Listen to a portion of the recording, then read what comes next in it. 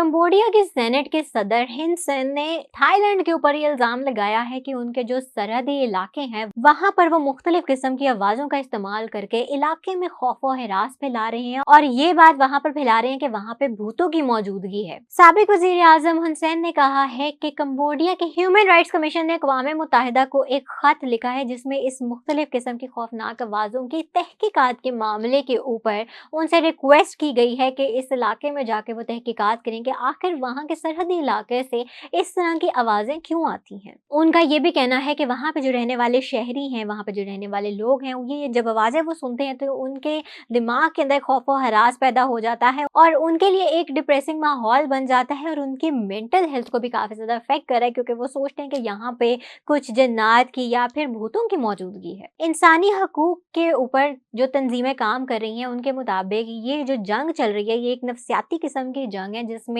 10 अक्टूबर से रात को 10 बजे के ही बाद से वहां पर बच्चों के रोने की आवाज़ें, मुख्तलिफ किस्म की खौफ व हरास फैलाने वाली आवाज़ें, कुत्तों की आवाज़ें, जो रिकॉर्डेड आवाज़ें चलानी शुरू वो लोग कर देते हैं ताकि इलाके में जो रहने वाले लोग हैं उनमें कोई खौफ व हरास पैदा किया जा सके, वो लोग डर जाएं। ये पेशरफ्त उस वक्त सामने आई है जब कंबोडिया और थाईलैंड ने मलेशिया के अंदर आके एक दूसरे के साथ जंग बंदी पर इत्तेफाक किया था। अब इन दोनों ममालिक के दरमियान जो झड़प हुई थी इसके नतीजे में तकरीबन 40 अफराद इस जंग की वजह से हलाक हो गए थे। हुन सेन ने 16 अक्टूबर को जो अक़वाम मुत्तहिदा को खत लिखा उसमें उनका ये कहना है कि इस तरह की आवाज़ें अगर इस इलाके में सुनी जाएं और ये आप जानबूझकर ऐसी आवाज़ें कोई रिकॉर्डेड आवाज़ें करें तो ये इंसानी हकूक़ के खिलाफ वर्जी है और ऐसी आवाज़ें अगर इस तरह की हमें सुनने को मिल रही हैं तो इसकी फ़ौरन रोकथाम होनी चाहिए, इसको रोक देना चाहिए और इसके ऊपर तहकीकात भी करनी चाहिए और उनका कोई रिएक्शन भी इसके ऊपर आना चाहिए, एक्शन लेना चाहिए इसके खिलाफ।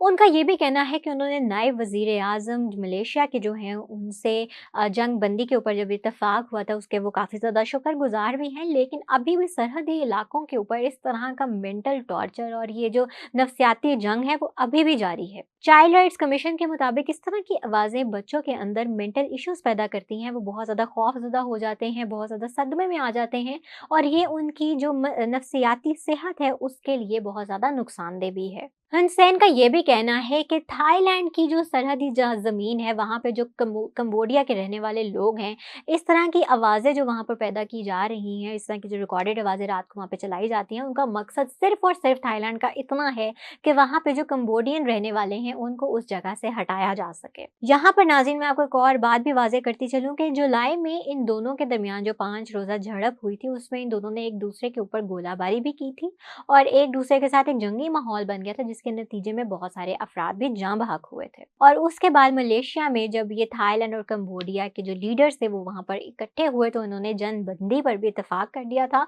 और इस जंग को वहीं पर रोक भी दिया गया था।